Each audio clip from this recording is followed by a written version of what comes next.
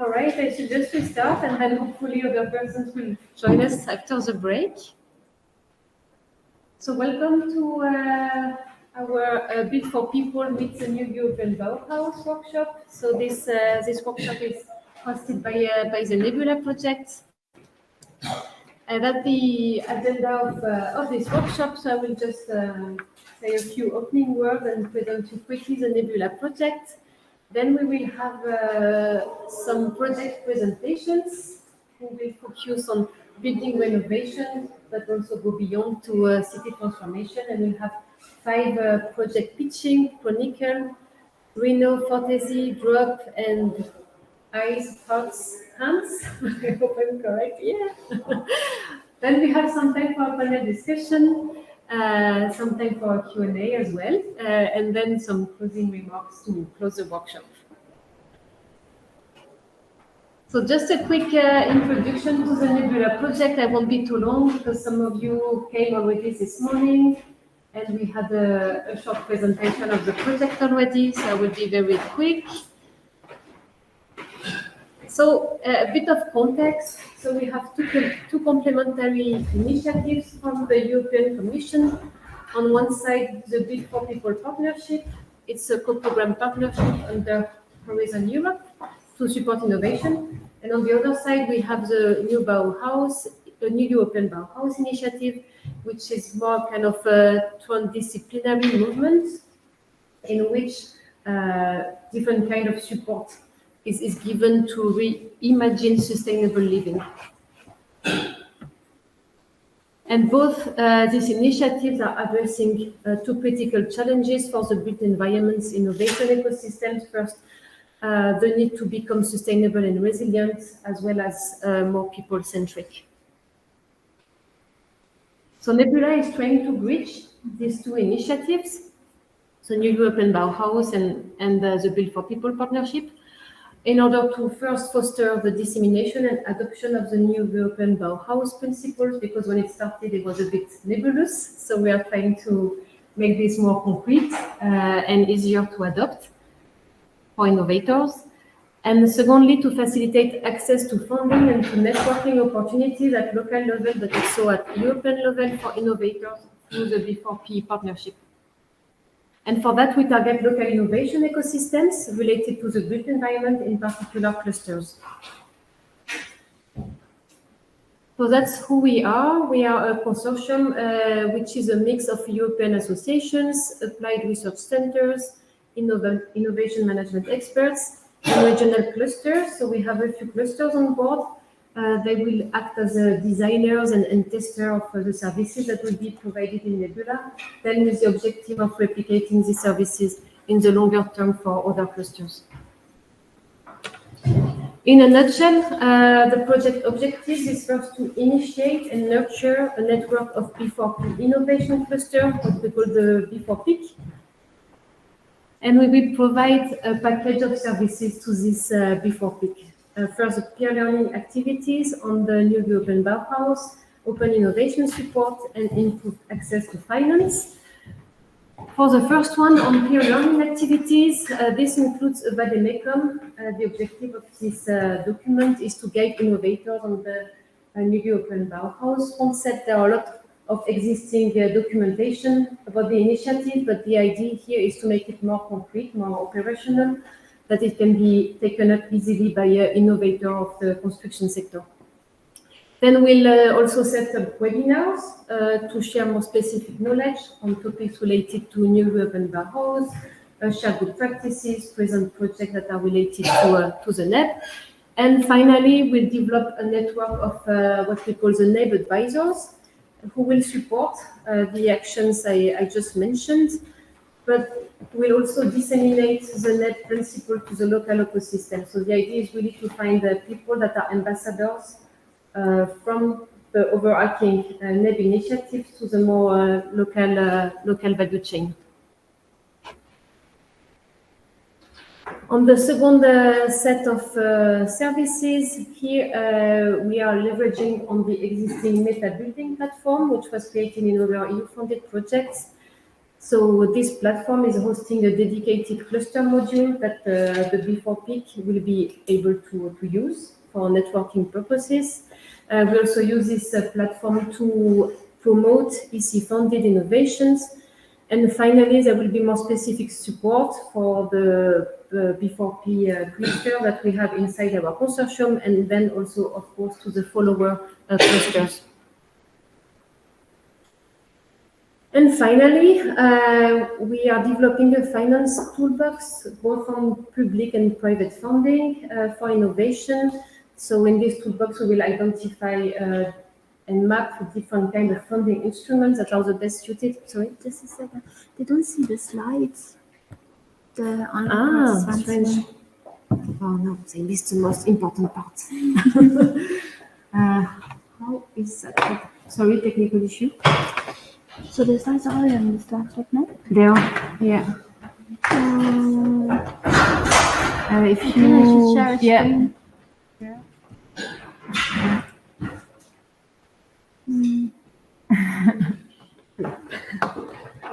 Okay, but I continue. All right, the slides will be provided afterwards. I won't redo it again. So in this toolbox, we are mapping the most suited type of investment according to the TRL level, for instance, and give updates on new funding opportunities.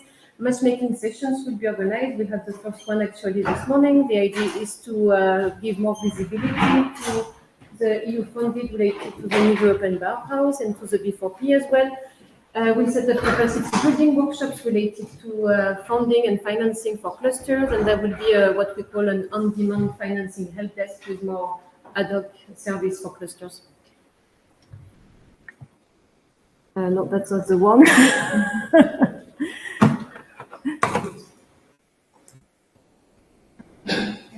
Is that working now? Yes. Okay, cool. Just a final slide on how to become a B4P, and I won't be longer. Clusters need to express interest in becoming what we have called a prospective Built4People innovation cluster, and then they have to formally engage in what we have called a maturing process by signing a charter. This charter is both a declaration and a commitment. By signing this charter, the clusters agree to join forces and work together to contribute to the B4P objectives, to also respect the new European Bauhaus core values and working principles, all this to give an impulse to this transdisciplinary movement to reimagine sustainable living. And so I'm struggling with the mouse. We will launch a call for interest around end of September, so stay tuned. We will provide more information. So that was NEBULA in a nutshell. What I would like now is to look into already funded European projects and to see how they are already contributing to this sustainable living movement. And what we have tried is to organize them to go from the building scale to the city scale, to go from building renovation to city transformation. So we have 5 projects pitching. You all have more or less 8 minutes, and I will remind you, I will make a small signs when you have to wrap up. So let's start with Chronicle. Georgia from RENA will present it. So, Georgia, you can use the mouse. Just have to click. Now we have to scroll down. Okay. Okay, so good afternoon to everybody. I'm Giorgia Studiantini from RENA Consulting SPA. And today I'm going to present you the Chronicle project as a dissemination leader. So the coordinator of this project is Circe. I don't know if somebody here in this room is from Circe, so if you want to intervene, feel free to do it. So Chronicle is a project that has been financed in the framework of Cluster 5, Destination 4, but it's not yet a B4People call, if I'm not wrong. But it's one of those projects that is very related with the Built4People concept.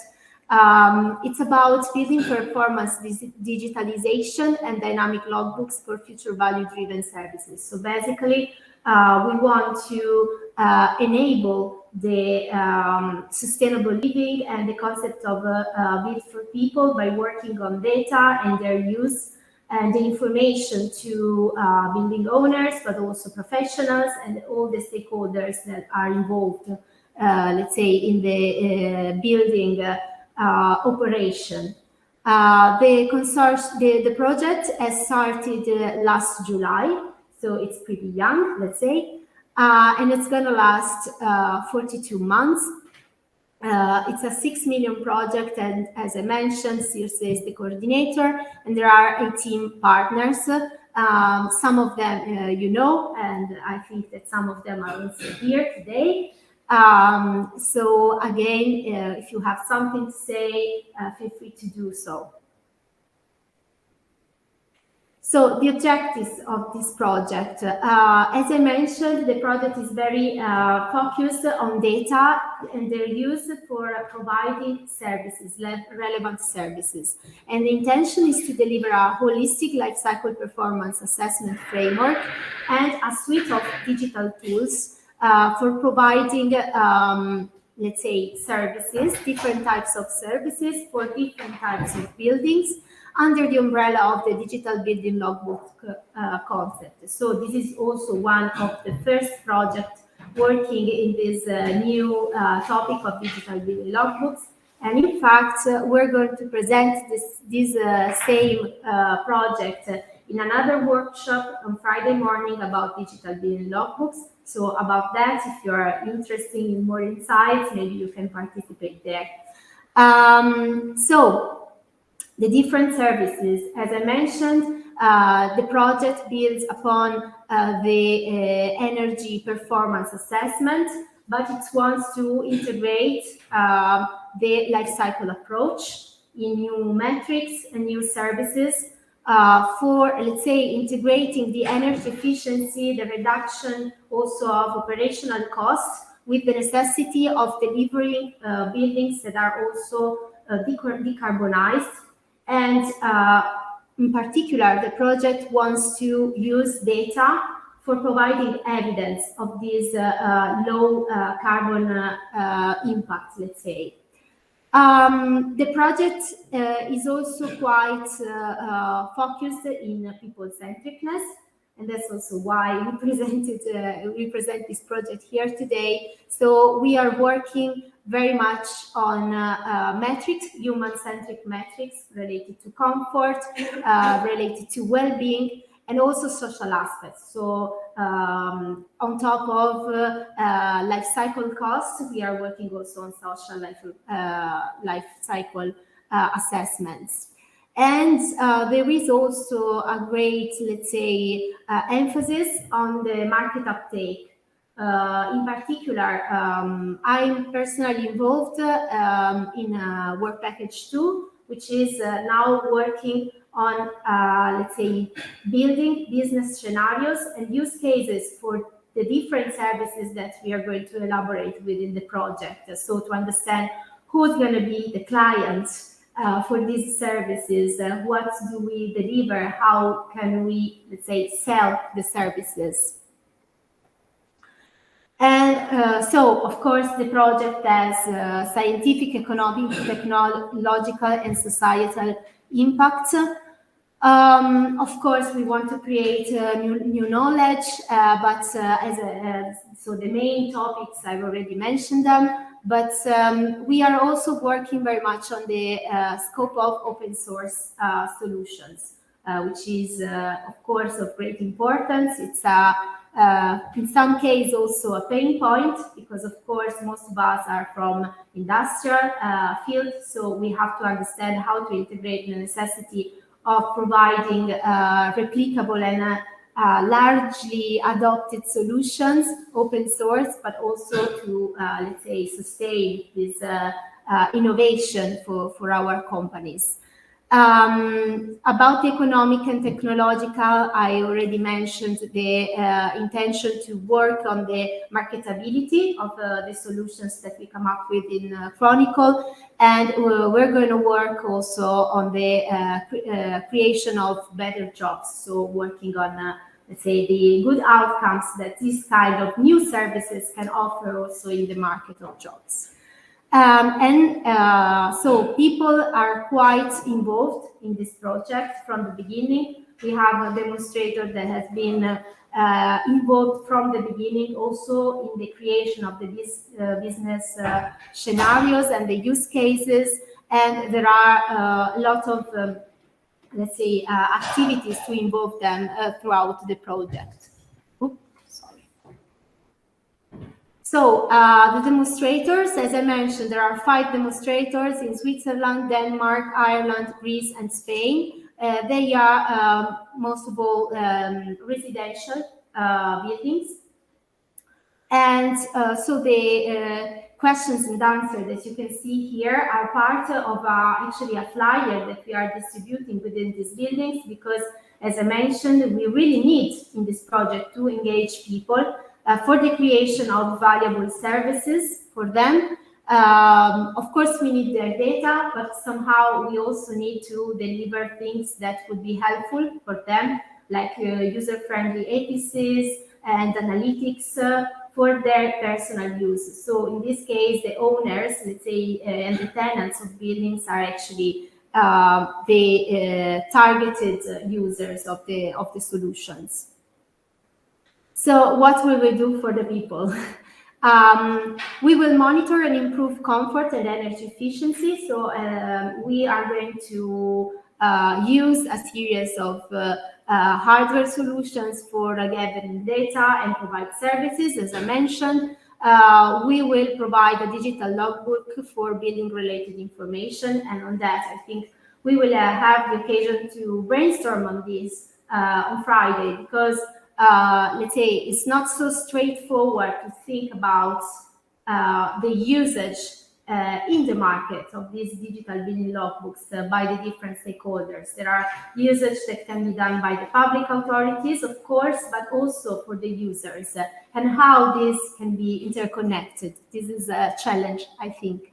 And we provide recommendation on the optimization of the operation of buildings. So as I mentioned, people are involved in the creation of the services, but of course they will be able to exploit the suggestions that we will make. And by this, we will be able to help minimizing the carbon footprint and also to demonstrate this. So among the different services that we will provide, there is also the provision of renovation advices, so like in an energy audit scheme. So based on the data analysis, we will provide some suggestion on interventions that could be done even beyond the, let's say, normal operation optimization of the building. So the next step, the project has started from 1 year, so we are still in the initial phases. There are a lot of activities ongoing. As I mentioned, we are working hard on the business scenarios and business cases. And in the meantime, the whole set of digital, let's say, application building is ongoing. Just started, to be honest, and then the final users have been involved from the beginning, as I mentioned. So we are trying really to target the different stakeholders based on their necessity and make the recommendation, make use of the recommendations. And that's it, actually. So thank you. Thank you.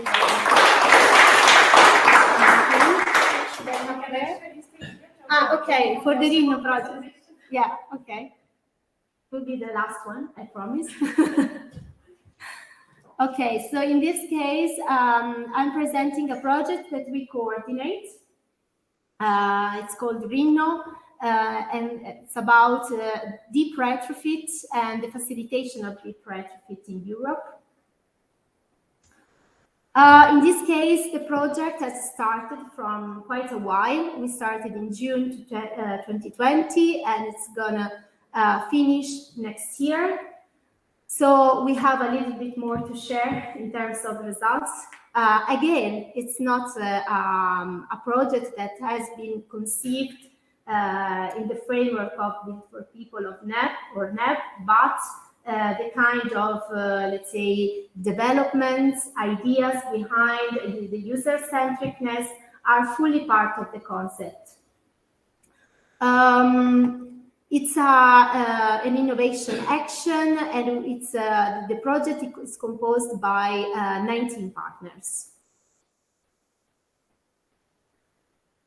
Okay. That's cool. Okay. So the project has three main pillars, let's say. The first is the development of innovative technologies for the deep retrofit of buildings. They are listed in the left of the slides. There, as you can see, there are different types of technologies. For the envelope, like insulation solutions, but also HVAC solutions, like for ventilation, and they are all high TRL solutions, so near to the market. Yeah. The second pillar of the project is about processes. So we are developing a series of digital tools that should enable a more integrated and user-centric approach to deep retrofit. So basically, we are developing different types of digital tools supporting the design, the construction, and the operation of the building. So covering the whole life cycle of the building. And we are going to integrate all of them into a single platform, the Reno platform. Then we are working also on business models, and we are going to create a one-stop shop, and there are Spanish partners working on the de-risking of energy efficiency investment for deep renovation and integration of the circular economy principles here.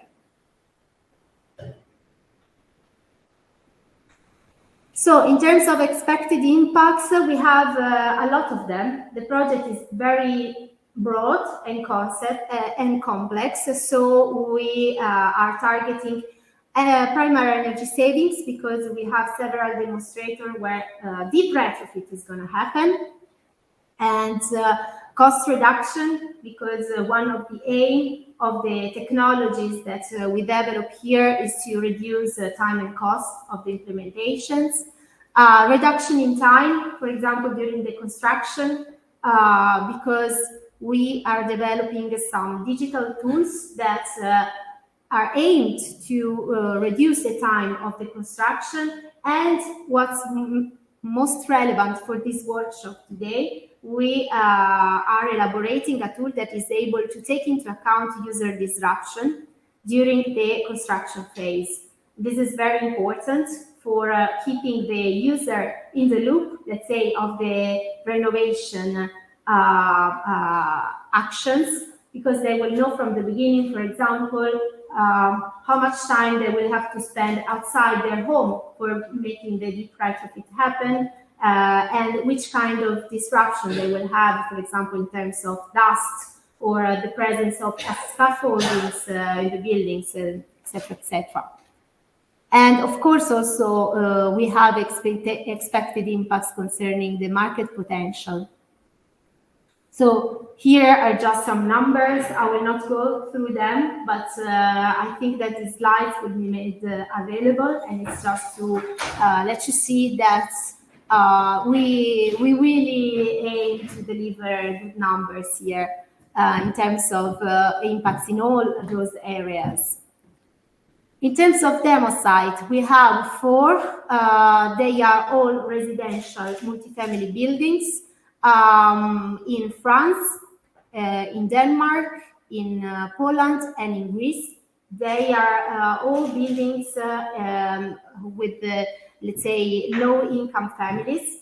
So in some cases, there are social houses, social houses involved, in others not, but still the kind of, let's say, building and users are those. And these users have been engaged from the beginning by providing questionnaires to understand their necessity in the framework of the deep retrofit. So to understand what they would desire from the retrofit. What do you expect, for example, in terms of cost reduction of energy, but also in terms of comfort.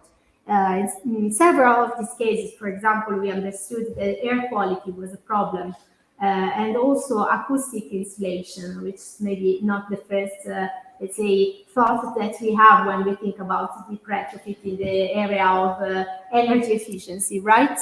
And this was very useful because it actually guided the selection of the final renovation scenario. So the renovation scenario that is going to be demonstrated in each of these buildings has been chosen starting from the necessity of the users and really taking them into account in the, let's say, selection of one scenario or another.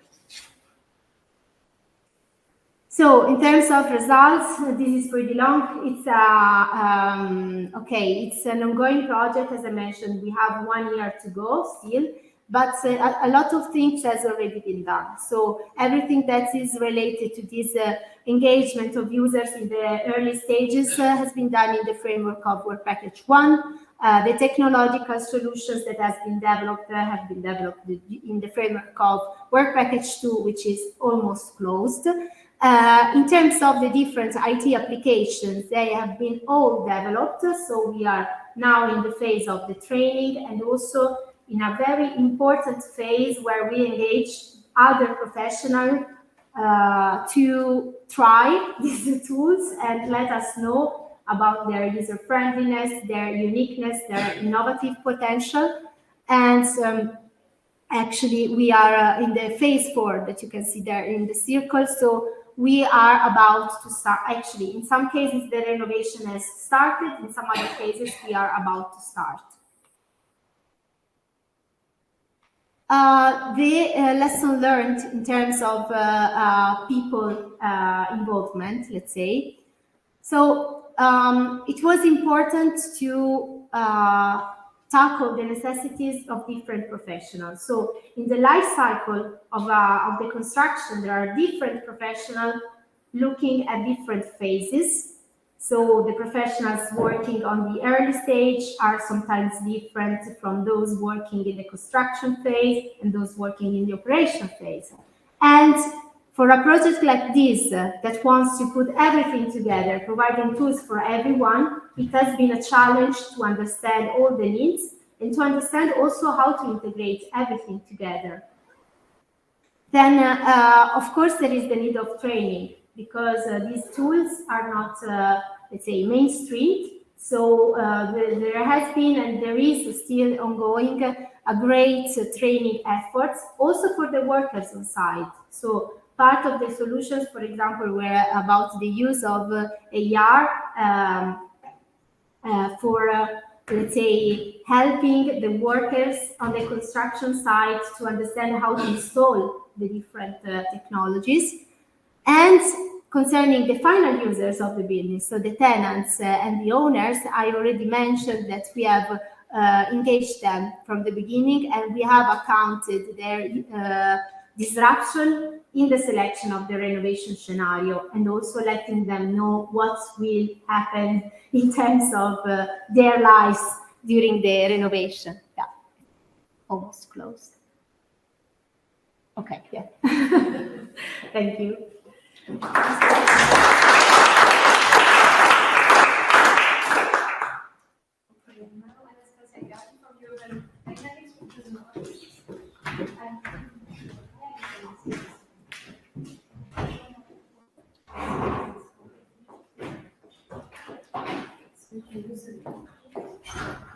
You have to scroll on? Yeah.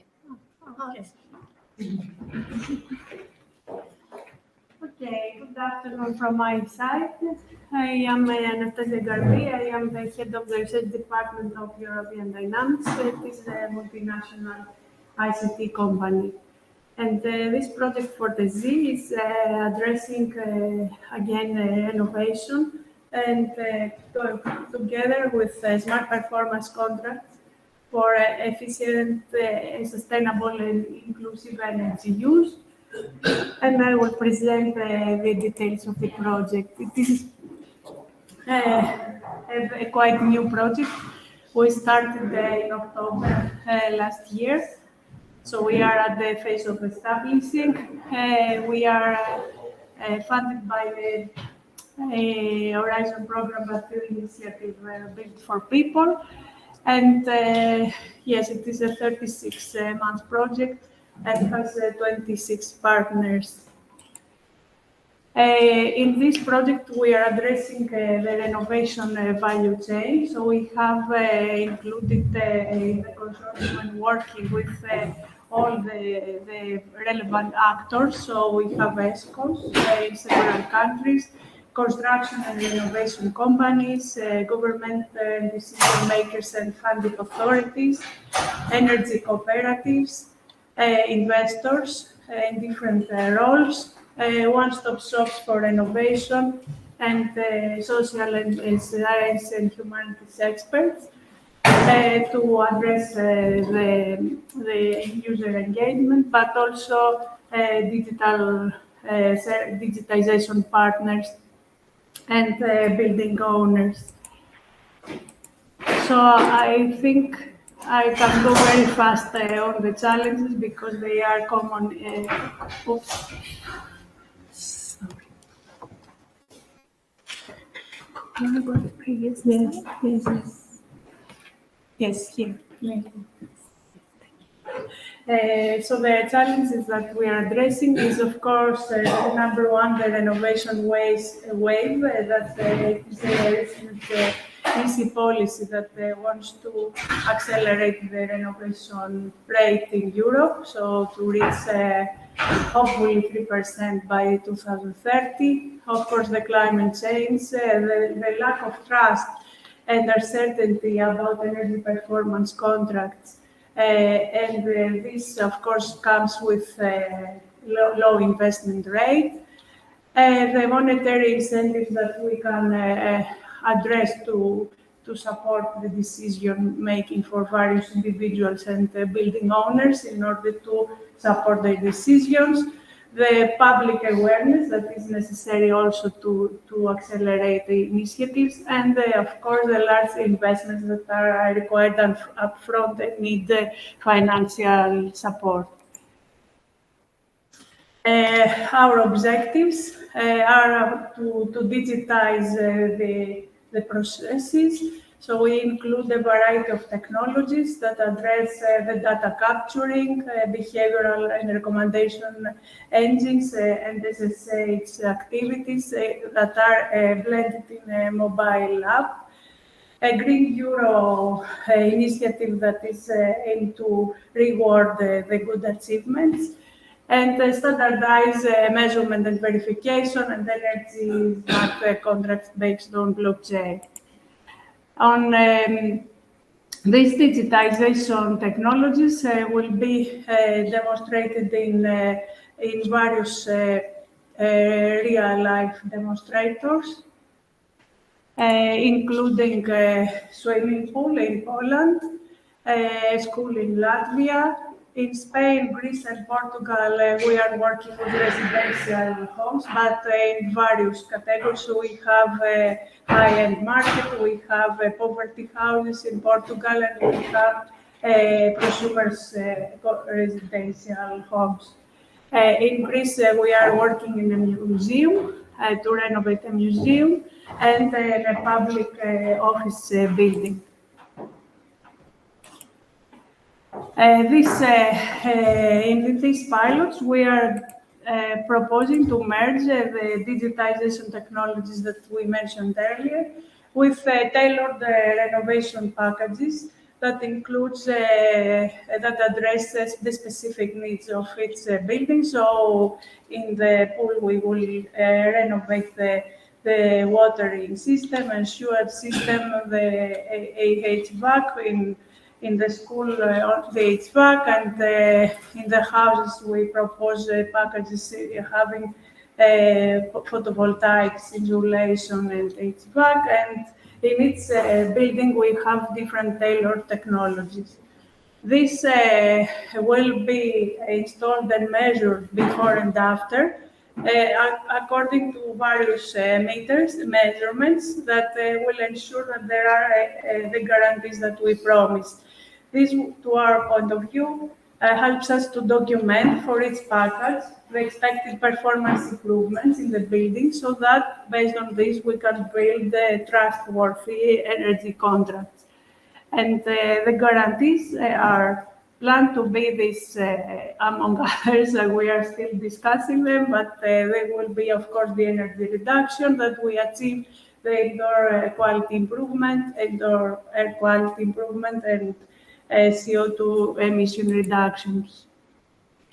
In addition, we are working with the business models because in each country we have to set up the market structures that allow to penetrate fast and accelerate the adoption. So we are we're adopting a methodology to build collaborative business models that these are co-created among the parties that are mentioned in its pilot, and that can help in the market penetration.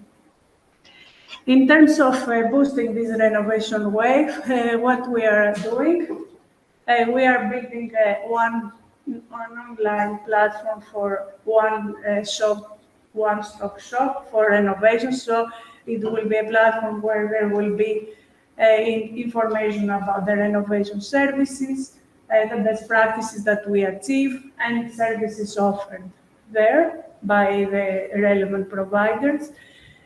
We are addressing replication by working in the value chains, like I said, with the business models, but establishing them also and offering optimization opportunities in order to help reduce cost and time for deployment. We are building roadmaps that can be taken up after the completion of the project in each country and penetrate the market. And then we have an additional external ESCO in the partnership that doesn't have a pilot, and they want to replicate also in Slovakia, in Uganda. We are working with financing incentives, like I said, the Green Euro concept that is rewarding the achievements, but also crowdfunding opportunities. And of course, we are working with the dissemination to raise awareness. So yeah, this is an overview of all the objectives and the results. I wanted to highlight in this slide the innovations that we have addressed in this project. Is the monetary innovation that I said combines two quite novel initiatives: the gamified app, the blockchain technology, the renovation packages that are combining digitization and renovation technologies, the one-stop shop, and the rewards policy. This slide briefly explains the CO2 concept with the reward. So when we measure before and after a reduction in the CO2, this means improvement of performance in this area, and this is results in a credit in the neo-banking app, in the Green Euro neo-banking app, that is automatically generated based on the blockchain calculations. So in terms of the expected impact, we are providing measured and validated renovation packages that are coupled with performance guarantees. We are improving the trust by building together these guarantees with automated systems. We are putting together the value chains to enable the penetration of renovation to the markets and the business models, and also replication roadmaps and one-stop shop. So I hope I didn't take too much more time, too long. And here is some more information about the project. Thank you for the opportunity.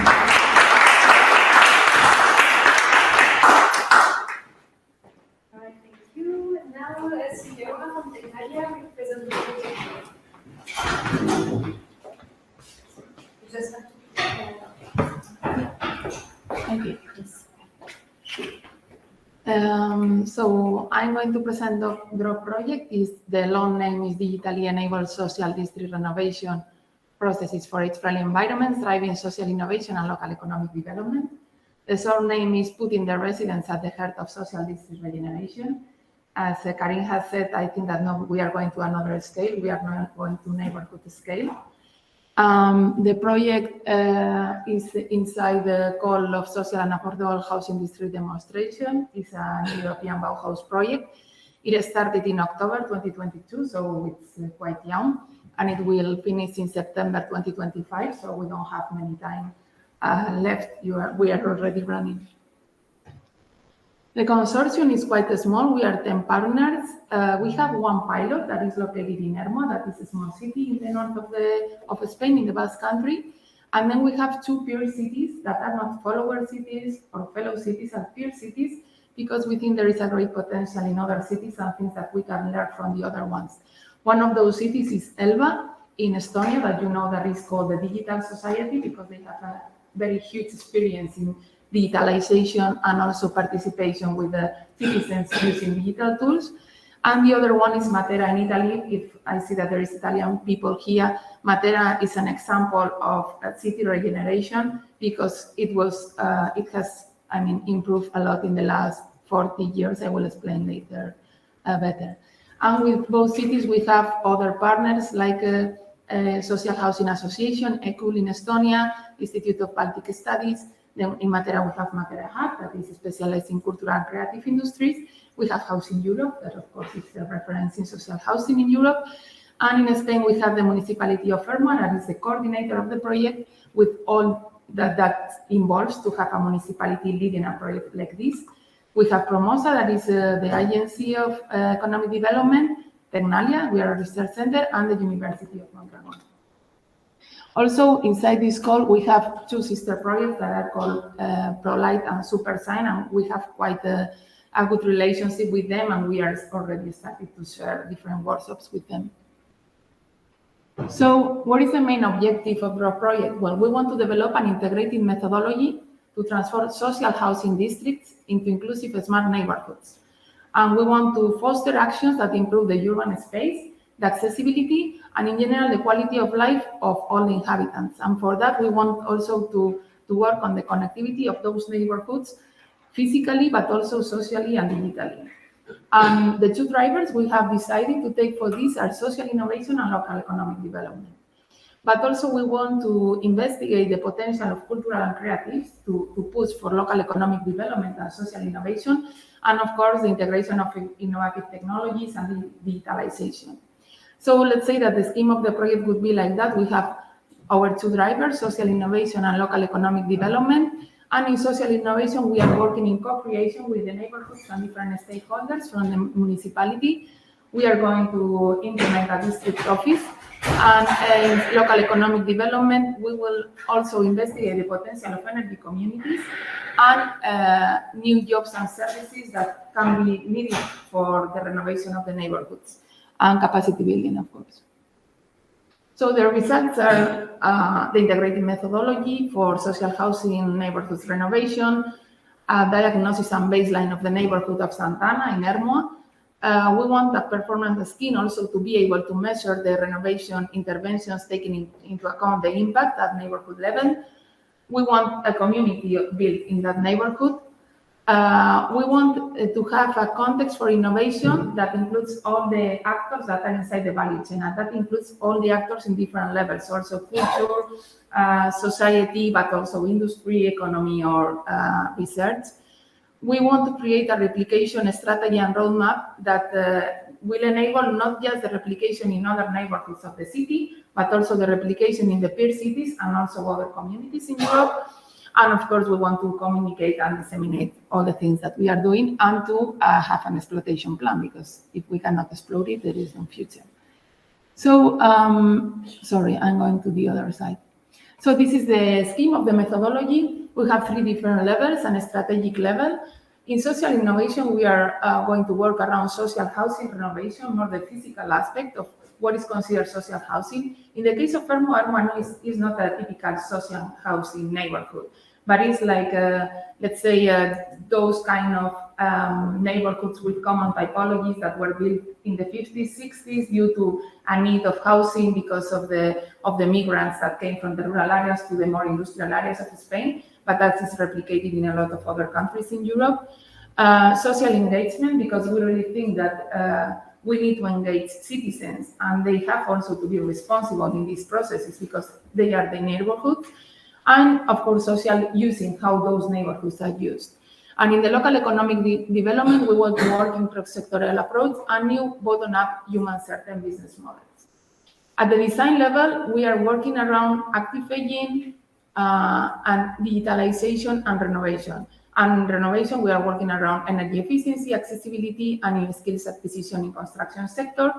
In digitalization, we want to investigate IoT, smart neighborhoods, implementation of digital tools at home to help people, like at home, or other kind of solutions.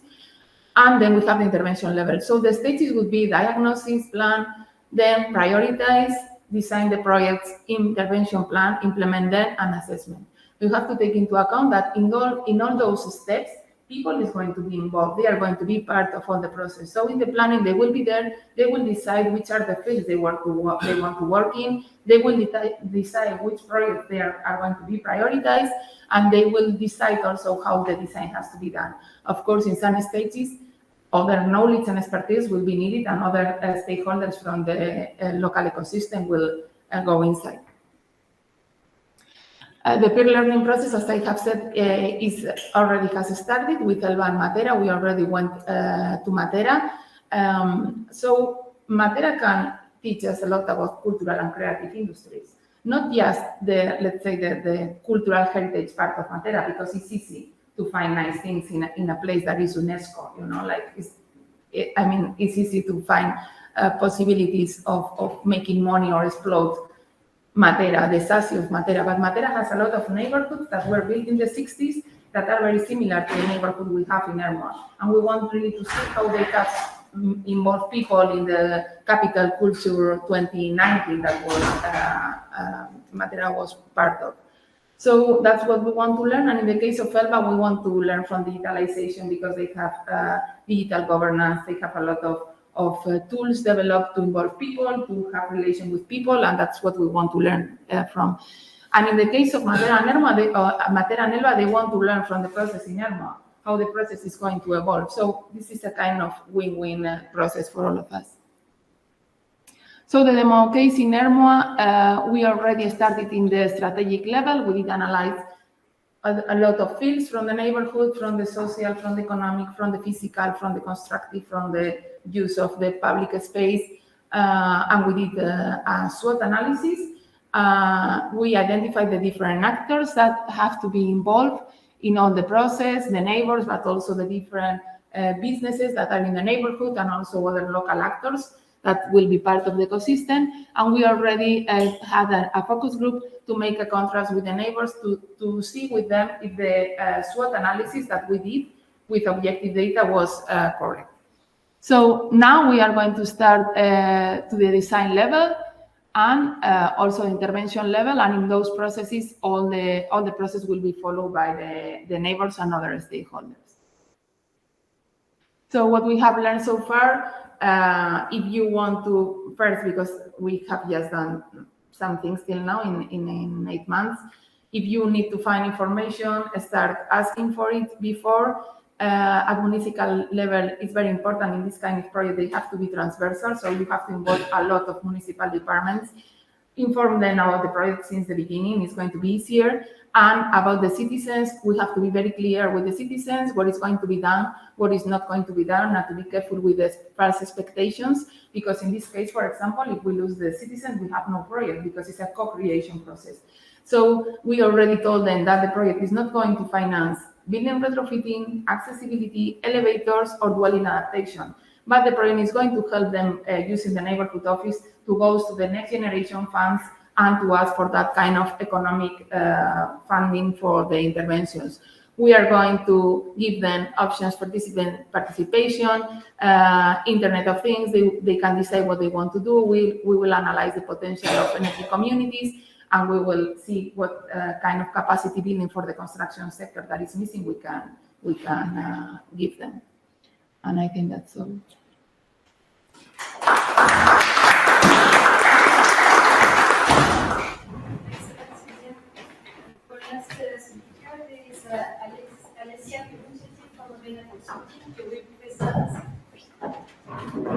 I can do it. I start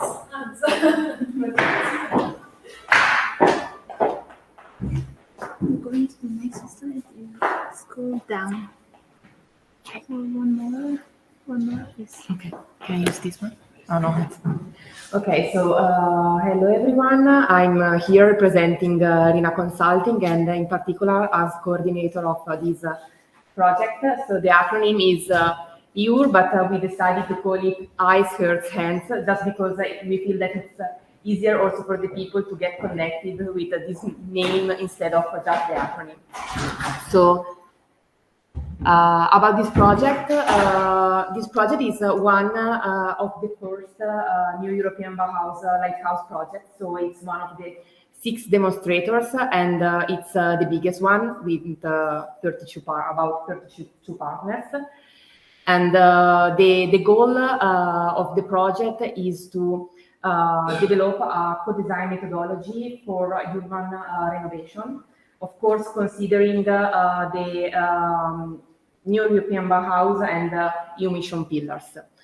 So the project has just started. It started in October 2022, and actually there is a typo, and it will finish in September 2025. So it's a 3-year project, and it is about a 4 million funding project. Oops. Okay. So here you have an overview of the partners. The partners are from 8 different countries, and we have identified clusters for each lighthouse.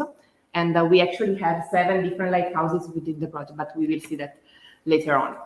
So what's our main objective? Of course, as you can tell from the name, it is important for us to include people. So we want to start this urban renovation starting from, let's say, the local context, and then we want to exploit our methodology and enhance in the local context, and helping them to reach, let's say, a just transition with the methodology that we are developing within the project. To do so, we want to engage several, let's say, different people, citizens, cities, key stakeholders, and include them in this urban renovation that we call it our urban revolution within our cities. So we are developing different solutions and methodology, especially related to 3 different fields, which are the social field, the technological field, and the financial field. And of course, we want to test those solutions within the different lighthouses that we have identified within the project. And the idea is to create a framework that takes into consideration, especially the financial point of view, not just the traditional funding schemes, but also innovative funding schemes. And of course, our final goal will be to support this new European Bauhaus movement and to spread the movement in Europe. So, to give more details about the project, as we say, we decided to call the project, which is, the name of the project is Eyes, Hearts, Hands, because those 3 names are the pillar of our project. So what do we mean with Eyes, Hearts, Hands? Eyes, we are of course referring to the new European Bauhaus principle, which is the beautiful principle. But in this sense, we are not just considering, to renovate our built environment from the aesthetical point of view. We are also considering to include arts cultural aspects, and to make the environment sustainable. So to use, for example, local resource materials and to, let's say, also consider the local context and the, let's say, heritage context that we have within those cities that we have selected as demo sites, which are, let's say, which are almost all of them are in a, let's say, heritage context. Then the hearts part. The hearts part and actually also the hands part are referring to the people. So the people are the core of this project. As we were saying, we are developing a co-design methodology. This co-design methodology means to co-design our urban spaces and environment with the people.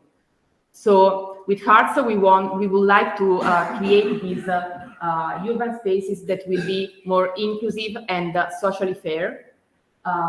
So involving people that, you know, and involving them directly, also elders people, or let's say people that are, you know, suffering inequalities. And the hands is referring to the concrete engagement and actions that we want to do within this project in order to access fully sustainability.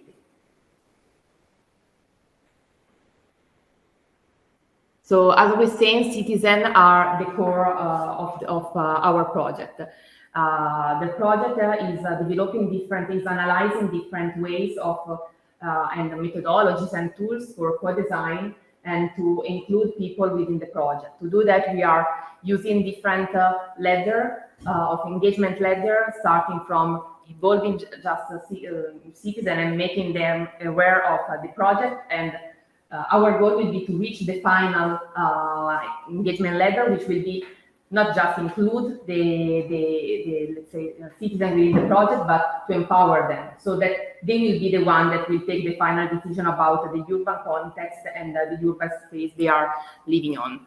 And the idea will be to use this co-design approach, as we say, in different fields. So in the social field, in the technological field, and also in the financial field. About the results, of course, still related to, let's say, the citizen point of view, we are creating this blueprint for a citizen demand-driven, so that the idea will be that this will help including people in this urban renovation. And we are developing this co-design model for co-design our urban environment and cities. So far, we are, as we say, the project has started, so we are in the first stage of this project, and we are analyzing different good practices, again, from the social, financial, and technological point of view that are the main core of this project. And the idea will be to then test these good practices we are analyzing now, and to build for each lighthouse within the project a special, let's say, to identify which good practices are applicable, and to co-design the intervention that we are going to do in the context, in the local context, with the local citizens and stakeholders involved. So I can say that the two main results of the project will be this decision support system together with the policy brief. And the idea will be to create this decision support system, which will be an online platform that we will include all the, let's say, results obtained from the other work packages and the activities. And the idea will be to test this decision support platform that should help municipality in co-design their urban environment, and first to test this in the 7 lighthouses, and then to spread it and also replicate it in the across Europe and in other cities. So, as I was saying, we have 7 different lighthouses within the project, and you can see that those lighthouses are quite well spread within Europe. Indeed, we have Portugal, Belgium, Denmark, Italy, Croatia, Turkey, and Greece.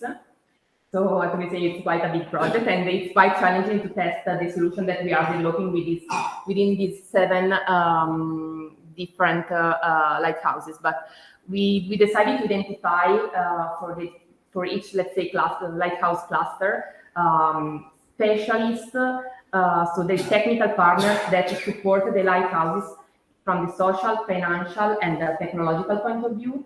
And this is giving great results, and we are seeing that people are really willing to participate, and especially with the co-design activities are really getting a lot of interest from the local people. So yes, sorry, I will just try to finish. So the main activities that we have focused so far are on 2, let's say, main field. One is the local context. Indeed, we analyzed the local context at the lighthouse level, and we have also identified a series of KPI related to the NEB principles. And then we, as I was saying before, we are analyzing different solutions from the social, financial, and technological point of view, and we identifying among the different best practices, and you will find the report that is a public report for the 3 different reports for each category. It should be online by the end of this month if you are interested. And what are the next steps? So the activities in the the different lighthouses has started. So the idea will be to keep, let's say, to monitor the performance at the different lighthouses level, and to develop plan for each lighthouses. And of course, this plan that we are developing will be co-designed with the people that are living there and that are involved. And for this reason, we are going to start with capacity building programs and also policy dialogue in the next few months. And the idea will be in the next year to start with the development of this decision support system that will include all the let's say, results developed so far for the co-design. So if you have any question, and so you can check the website or follow us on Twitter and LinkedIn, or just write me an email if you have any question about the project.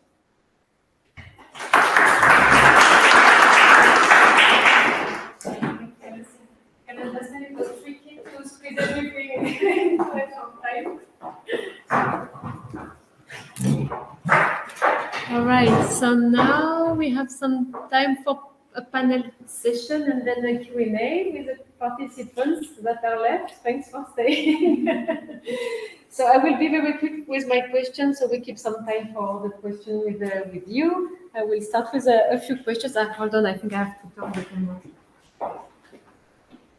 So.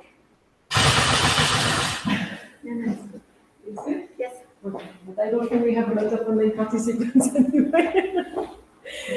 All right. So my question, well, I have 2 questions actually. So how to increase citizens' acceptance and engagement into the renovation of their building or the transformation of their city? If you have 1 or 2 best practices to share, what would you like to highlight? Who wants to start? You can start. Okay, so I would say one thing. I think it's very important to start from the beginning. So to engage them from the very first moment, trying to understand their needs and integrate them in the design of the intervention. Because starting from there, they will say what they need, and then they will be much more motivated to follow, let's say, the process and also to implement the solutions. So this would be my best practice. Yeah. Yeah, I fully agree. I think that is important that they are part of the process, because I think that they really feel that it belongs to them and they are more proactive and want to take part. Of course, depending on the kind of project, sometimes it's not so easy also to convince them, because there are political issues. Sometimes politicians really don't want to, to say some or to commit with some things that they don't know if are going to be done. So that's why I say that you have to be very clear of what can be done and what cannot be done, to not to play with expectations of people, because that would be a disaster. But yes, information and making them part of the process. And I agree, we have to understand their needs, and then if that offering them something that addresses their is of course interesting for them, but then we have to keep them motivated. And I think for this we will test various ideas like what I said with the gamification, so information on the mobile app with a nice game concept that puts challenges so that we feel attached to something, to a goal that we have to achieve. We have to adopt the concept of the sports tracking because this has been successful. So you have every day some challenge, you see the progress, and then you get into challenge to go further. So I think this helps to keep very interested in the activities. And I think that this monetary rewards that we are introducing could also increase the interest, also getting some reward. They see that their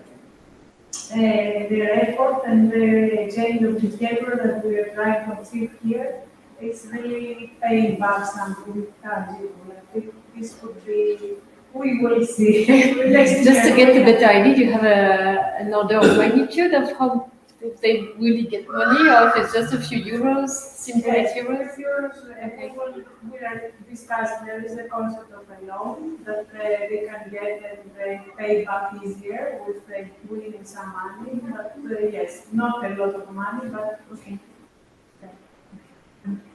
Of course, I agree that we need to involve people since the beginning, but I think there is not just one simple answer to the question because, as we were saying, we have identified so many different, like about 30 different co-design methods and tools, and the important thing will be also to analyze the context and understand which is the best tool or method that you can apply in that specific context.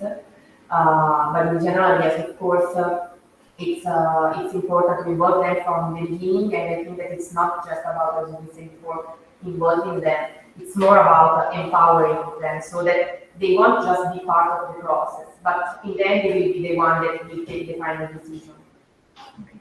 This mapping of co-design approaches you mentioned, so you have a public deliverable on that Yeah, people can so we use? are writing a paper where we have identified different, let's say, targets, and for each part we have identified, we are tools or methods depending on, of course, what is that co-design activity. And then we have identified like a procedure that we should follow and the type of results. So it's kind of a really, let's say, guidebook for design activities. Okay. So it will be online by the end of this month. Right, thank you. My second question was on the uptake of innovative solutions, innovative approaches like renovation packages and so on. It's always the issue with European projects, how to go from something that's developed at EU scale to, well, the national and local scale and make sure it's taken up by the market. So it's something we're investigating in NEBULA, how to leverage on the local value chain, the local clusters to foster this adoption. But I don't know if you have already some lessons learned maybe from your projects on how to better involve the local value chain and stakeholders to have some kind of peer learning on what has been done in your lighthouse city and really promote these innovative solutions.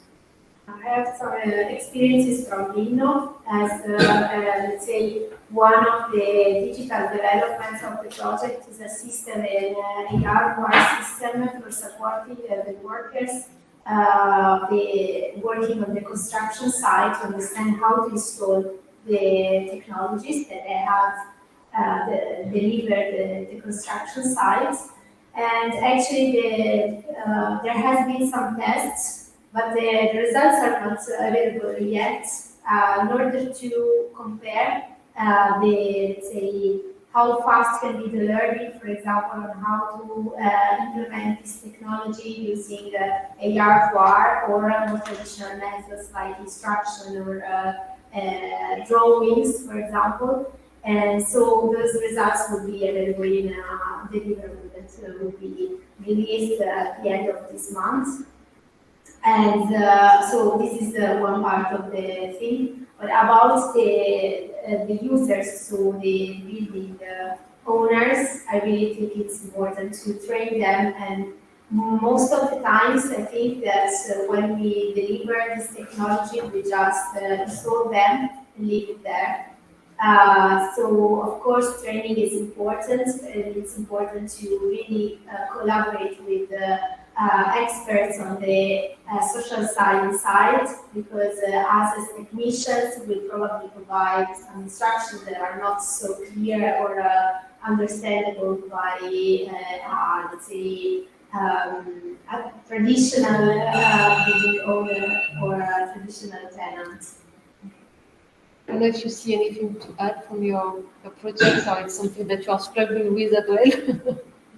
Well, of course, we are not at that stage yet because the project has just started, but I agree with what Giorgio said. The idea within our project will be to start with soon, actually, with capacity building programs, because that's the key to spread the solutions that we are developing in the project with the people that we have to use in the future. And then, of course, connected to what we said before, if this solution we are trying to develop within our project are co-designed, then with the people that should be the final users, then probably it's again a good starting point for involving and making them using those solutions in the future.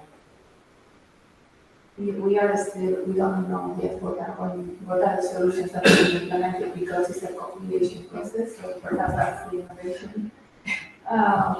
So probably next year we will have more ideas about how things will be implemented, but we don't really know yet what is going to be done. Okay, interesting. We are also very but I think we have to see the projects. I'm telling this to our team. From another perspective, I mean, not just the pure research, but the opportunity to reach the market. And I think from the supplier side, so from our side, we have to see the day after that we can do something really valuable with these results and build them during this time. So I'm trying to push this idea in our team from the supplier side, and I think from the people that they want really the challenge is good, because there are these challenges that we said, the big investments, the unclear results, and so I think this community here, we should try to make really them aware of the benefits of what is their contribution by accepting these challenges, the gains, and the investments. What is the real result that we are aiming? Because I think the everyday people, we don't really see this connection. So we see a big barrier to start the investment, and we don't really see the tangible results. So that's why in our project we try to couple the solutions with the results, so they can somehow connect. To buy this, I will invest this, and I will gain this. And then we have to promote all together, I mean, from outside, each one of us, to change the mentality and try to educate them that it's really good for their life, for their money, for their environment on the whole, as a whole. So I think, yeah, it needs a different way of working. Right, thank you. Any question from the audience? Yes, please. I have a general question related to all the presentations. All these projects, we are aiming to empower the citizens to be the center of the decisions-making process. What happens if after we do all the dissemination of all the information, their decisions goes against a green transition? How can we approach this? Because this is a very general matter in the main cities of Europe. I think it needs, these learnings that we get and these discussions, they have to be also promoted to the policy makings. They also have to support. For example, what I want to discuss this openly, because in Greece we have a funding scheme, and the same is what we heard in Latvia and our partner. There's a funding authority, and the programs they are out for funding and innovation. They are not really taken. It is very, it's a goal that is not taken by the people. So there are some rules that are not understood or not well said. So that's why this project, like I said earlier, we need to gain the experience and see what is not working and try to change it. So I can see in the building that I own in a apartment, we got the funding 70% for putting renovation, and the people, they didn't want to do it. They didn't want to invest 30%. They don't understand. That's why I'm seeing the value of putting this 30% that remains for them, and then the programs remain unused. So there is a whole mentality shift that we want to do, not only to the suppliers, like I said, not only to the people, but also to the policymakers and the investment authorities to make them work. It's not working, I think, and this is why these projects are really useful. I partially agree with that because actually in Italy we have the example of renovation campaign in which the government funded the 110%. So basically people didn't have to finance anything, and they still decided to not go ahead with that. So I think it is of course important, but it's not just the key. I think that the point is that we need to make them understand what's the benefit and to train them. Because of course they are not able to take a decision now. That's the process. We start, making it we don't start with the empower citizen. That's the goal, that's the final step.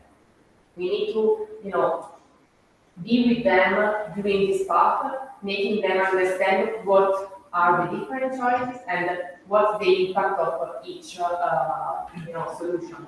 And maybe I'm too optimistic, but I feel that if they understand what's the benefit, then they will be kind of ready to decide what's the best option. So I just think that if they have to decide for a green space rather than a parking lot, I just think that in the end, if we explain them why we should go for one rather than the other one, I just feel that they will agree with us on the good choice because we are the one who are. You need to remember that they are the one who lives in that area. So in the end, that's for their benefit. I have a question. Bauhaus is also about inclusiveness. One of the pillars of Bauhaus. And okay, I'll be honest, I wasn't here from the onset. I had another obligation and just came at the middle of the session. But I would just like to address this question: how your projects address the aspect of inclusiveness in your design, your approach, and generally in the way you treat the concept of Bauhaus. So maybe work like that. So yes, we are addressing that side from different aspects. So for example, from the energy side, we are trying to include them creating energy communities, which will reduce the energy poverty and include also people as a community within this activity. This is like one example related to the energy side. We have several examples depending on, of course, the demo site. One might be the renovation of a library, for example, in which we are organizing. We are not organizing yet, but we will organize activities to include foreigners.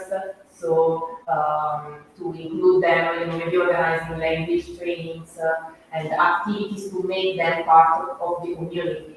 In another one, we are It's a ghetto, so we will, it's kind of a, let's say, not really nice area, so we are performing, renovation from the urban point of view, and then we are going to create social activities, so that also social and cultural activities, so, and arts, so that other people will, willing to go in that area and to join this area that so far was just, ghetto, and I mean, we have tried to identify different actions depending on, of course, the context and the demonstration. In our case, at the Santana neighborhood is a small neighborhood. In the practical way, what we have done is an analysis to see what is the kind of population that is living there. There is quite a big percentage of older people. We know that there are some barriers to contact other people because sometimes they are not interested or they are not sure to participate in some things because they think they don't know about the issues, so they don't want to go there. Older women particularly, they have these barriers sometimes. We know also that there is a quite big quantity of migrant people. Many flats are rented, so we have to also locate that people. So as we have like 40 billions, if we see that we are not reaching the people, we will go door by door. Just trying to make all the people, for example, inform them about the project, ask them things.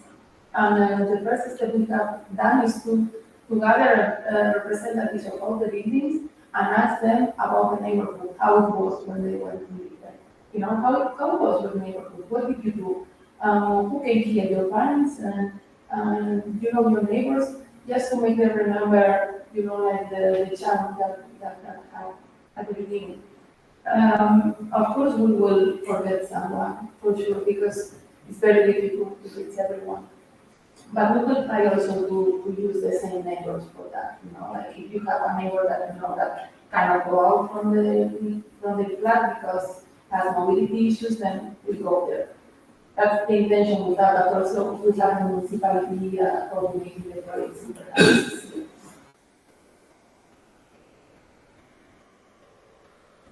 Any other question?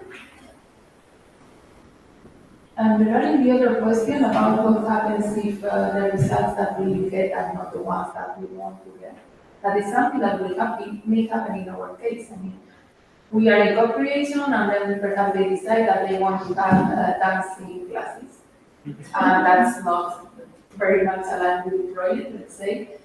So we are going to gather all the ideas. And then, of course, we will have to check with other stakeholders of the ecosystem to see what is feasible. Because, I mean, we will tell them, okay, so we have all these ideas, we think that are interesting, but perhaps these ones cannot be done inside this project. But the municipality will have those ones, and they will have to find other programs, national or regional level, so that the different projects really can have their future. But we won't say no to the things that they are proposing, but because they are the things they want. If there is something that is totally against the principles of sustainability, and we want to a swimming pool in the middle of the neighborhood, then just explain this information. I don't know many things. I know nothing about medicine.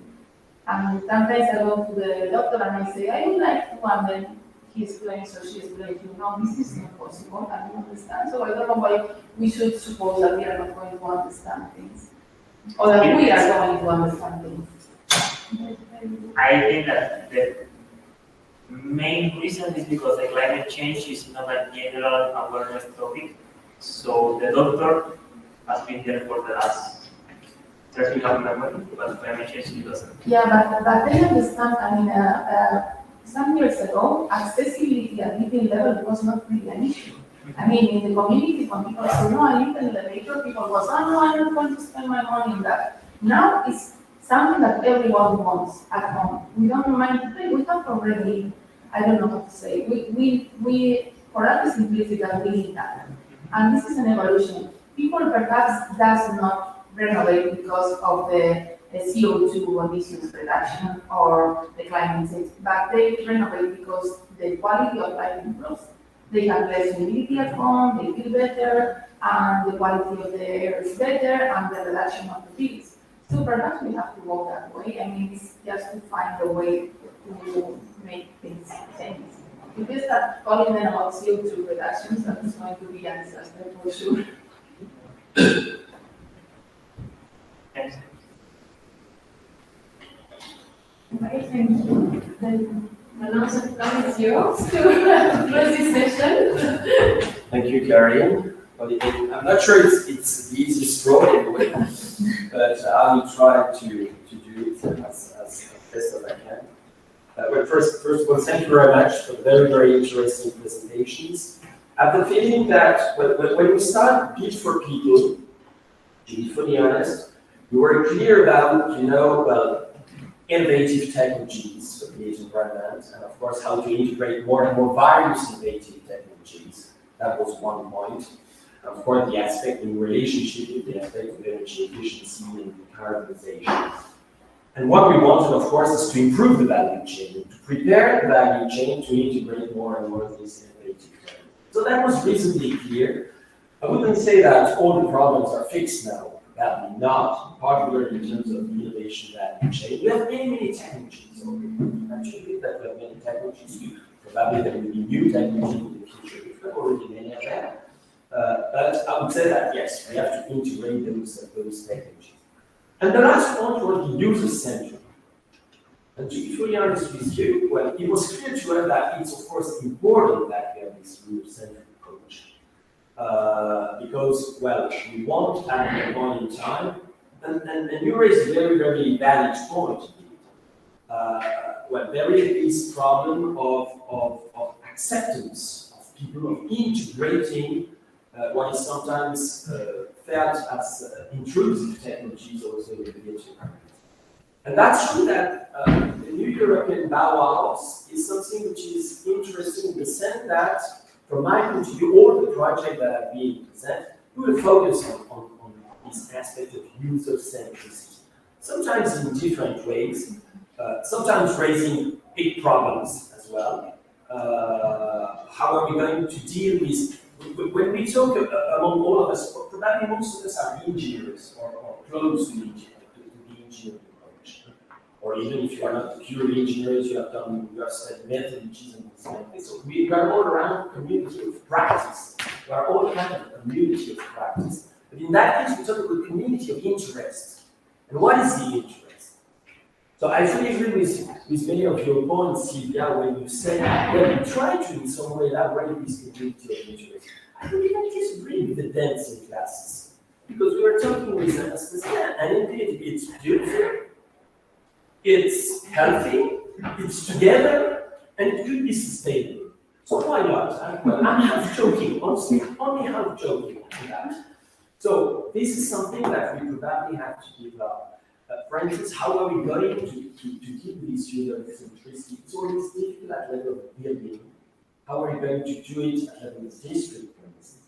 But those are, from my point of view, very interesting areas of potential future development, and try indeed to integrate those aspects which are more related to the technologies, to those aspects related to the soft issues and the social approach toward these technologies. So far we were used, I would say, probably, in general, in at least in the built environment, but in many sectors, I believe, but at least in the built environment, the incentives in some way were either pushed by regulations or in general by, I would say, financial aspects that could be taxes or the insurance, okay? Or engaged by the fact that you are passionate about new technologies or some kind of technologies. And so this is probably, in that case, we have probably some new spaces of interest for all those people who are living in our buildings, in our districts, in our cities, to develop those various communities of interest. And that's true that, well, you said how there is a difficult point.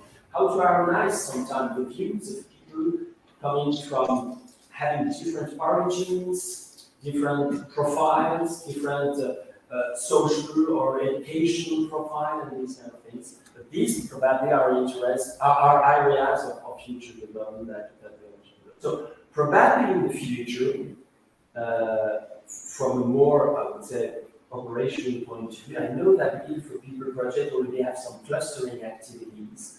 We are starting to work out with the European Commission to start maybe clustering activities with Built4People projects.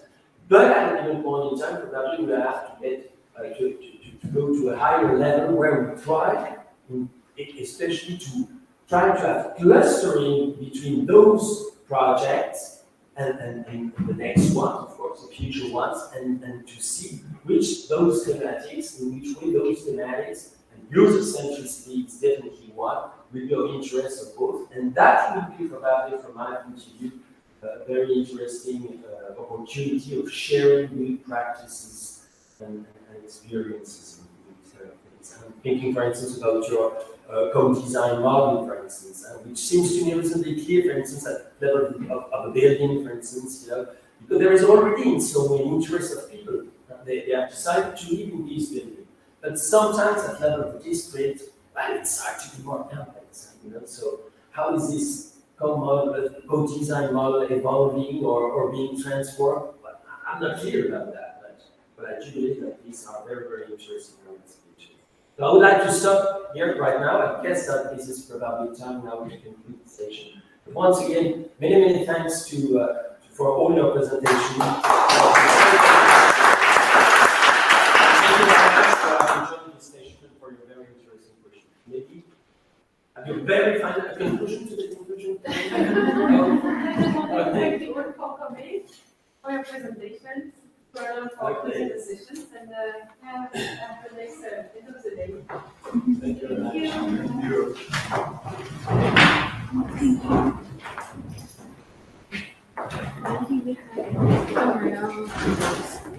thanks.